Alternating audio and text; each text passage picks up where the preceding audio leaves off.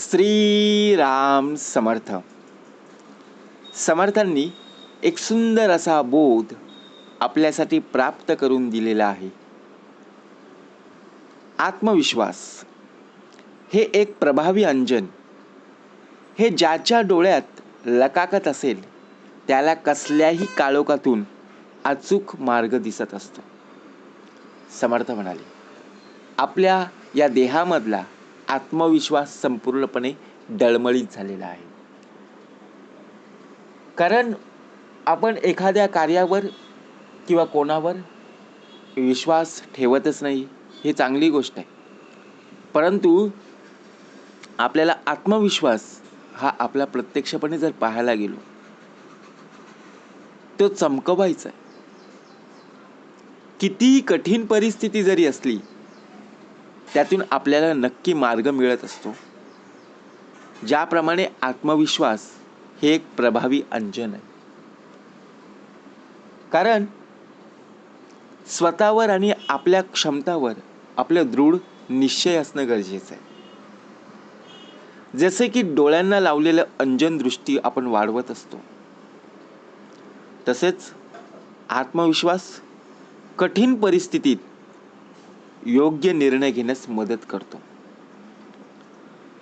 कधी आपल्याला आत्मविश्वास कळतं, जेव्हा आपल्यावर संकट ओढवतं, एखादा प्रसंग येतं, त्यावेळी त्या कठीण परिस्थितीमध्ये आपण जेव्हा निर्णय घेतो ना, त्या निर्णयावर जेव्हा आपण ठाम राहतो, तो आपला खरा आत्मविश्वास. काळोख आहे. आता काळोख्या राती आपल्याला प्रवास करायचा. अहो, प्रत्यक्षपणे आपण घरामध्ये असताना लाईट गेली तरी घाबरतो. तर आपल्याला प्रवास करायचा आहे, बरोबर की नाही? परंतु प्रवास करत असताना आपल्या डोक्यामध्ये अनेक प्रकारचे विचार येतात की काळोख आहे, पुढे आपल्याला प्रवास करायचा आहे, काय होईल, कसं होईल, अनेक प्रकारचे प्रश्न आपल्या डोक्यामध्ये मनामध्ये येत असतात. परंतु पाहायला जर गेलो तर अजून महत्त्वाचं म्हणजे कठीण परिस्थिती आणि नकारात्मक विचार आले की आपल्या संपूर्णपणे देहाची निराशा होते. अचूक मार्ग, योग्य दिशा आणि यशस्वी मार्ग केव्हा मिळेल, केव्हा सापडेल? योग्य दिशेला आपल्याला निघायचं आहे. जर आपण प्रवासाला निघालेलो आहोत आणि प्रवास कुठपर्यंत करायचा आहे, कुठून कुठे जायचं आहे, हेच जर माहीत नसेल तर प्रवासाला निघालेलो आहे खरं आहे, परंतु कोणत्या दिशेला आपल्याला जायचं आहे तो मार्ग निश्चित करणं गरजेचं आहे ना. आपल्याला प्रत्यक्षपणे माहीत असणं आवश्यक आहे ना की आत्मविश्वास असेल तर कोणत्याही समस्येवर मात करता येते. परंतु आत्मविश्वासच जर नसेल मग कठीण आहे. कारण आत्मविश्वास हा एक मौल्यवान गुण आहे जो आपल्याला आपल्या ध्येयापर्यंत पोहोचायला मदत करत असतो. जसे की प्रत्यक्षपणे आपण पाहिलं की आपण विचार करतो माझा आत्मविश्वास मला साथ देत नाही, ते विचार आपल्या मनामध्ये डोक्यामध्ये येत असतात. मग असं का होतं?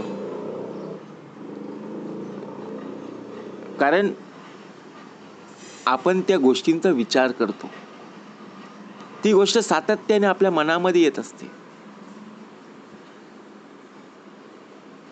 ज्याप्रमाणे मनुष्याला कठीण परिस्थितीही योग्य मार्ग शोधायला मदत करते, ती म्हणजे आत्मविश्वास. ज्याप्रमाणे आत्मविश्वासामुळे मनुष्य कोणत्याही समस्येला धैर्याने सामोरं जातो आणि त्यावर मात सुद्धा करत असतो. कसा भाग दिलेला आहे?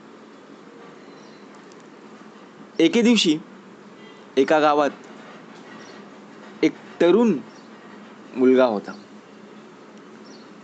त्याचं नाव होतं राकेश. त्याला खूप भीती वाटायची. त्याला कोणाशी बोलायला सांगितलं तरी भीती, काम करायला लावलं तरी आत्मविश्वासाचा डळमळीत, परीक्षा असली तरी तो घाबरायचा. अशा अनेक कामं जर सांगितली तरी तो घाबरत असे. एके दिवशी गावात एक साधू आले. राकेशने आपली समस्या त्यांना सांगितली की मी कोणतंही काम करायला गेलो, कोणाशी बोलायला जरी गेलो तरी मला भीती वाटते, घाबरावं असं वाटतं आणि आत्मविश्वास मला साथ देत नाही. साधूंनी त्याला सांगितलं की आत्मविश्वास हा तुझ्या हातच आहे, फक्त त्याला ओळखण्याची गरज आहे. त्यांनी राकेशला एक काचेची बाटली दिली आणि सांगितलं की या बाटलीत आत्मविश्वास भरलेला आहे. जेव्हा तुला भीती वाटेल तेव्हा ही बाटली उघडून त्याचा संपूर्णपणे वास घ्यायचा. राकेशने तसंच केलं. जेव्हा त्याला भीती वाटली तेव्हा त्याने बाटली उघडली आणि वास घेतला. त्याला बाटलीत काहीच दिसलं नाही, पूर्णपणे रिकामी वाटली, पण त्याला एक वेगळाच उत्साह जाणवला. हळूहळू राकेशने वेगवेगळ्या कामांमध्ये भाग घ्यायला सुरुवात केली. त्याला सुरुवातीला भीती वाटायची, बघा प्रत्यक्ष भीती वाटायची, पण त्याने त्या बाटलीतील उत्साहाचा विचार करून काम केले. त्याला यश मिळू लागले आणि त्याचा आत्मविश्वास वाढत गेला. त्या बाटलीत काही होतं का? काहीच नव्हतं.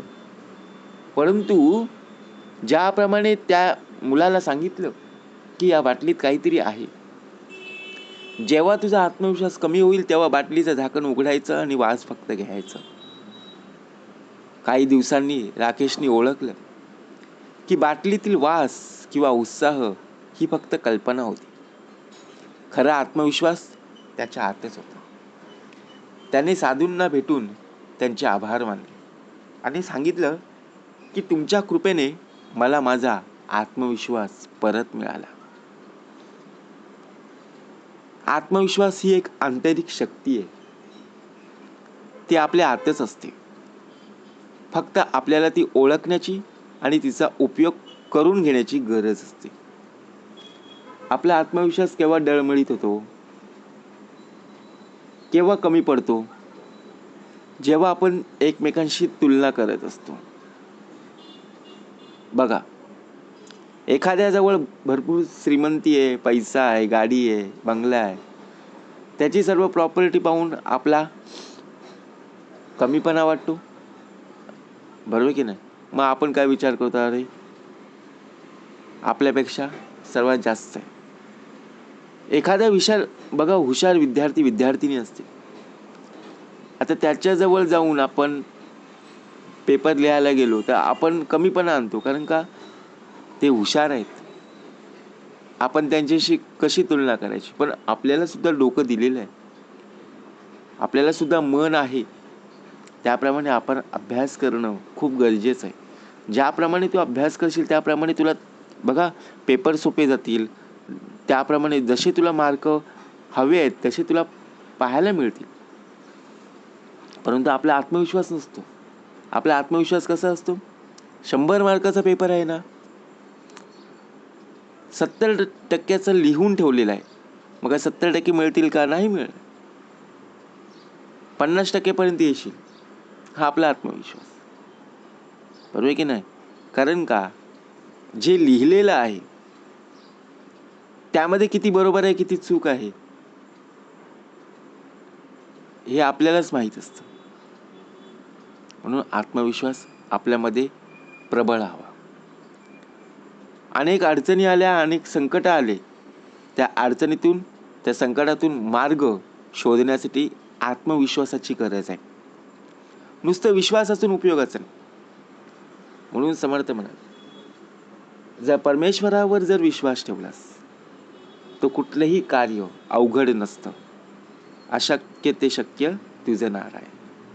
म्हणून विश्वासता निरूपणी. मोक्ष लागे त्या क्षणी.